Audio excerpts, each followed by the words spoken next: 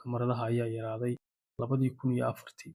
Waxay go'aansadeen inay u wareegaan dhanka taleefannada si ay ula tartamaan shirkadihii markaas xukumi jiray suuqa, sida Nokia oo isticmaalaysay Operating System Symbian iyo Microsoft. Xilligaas may fududayn. Waxaa la sheegaa in Andy Rubin ay ku adkaatay xitaa bixinta kirada xafiiskii ay ku shaqaynayeen, ilaa uu markii dambe saaxiibkiisu amaahiyay $10,000 si ay u sii shaqayso shirkaddu. Bishii Luulyo 2005, Google waxay samaysay go'aankii ugu fiicnaa ee abid ganacsi laga gaadho. Waxay iibsadeen Android Inc. iyadoo lagu iibsaday $50 milyan.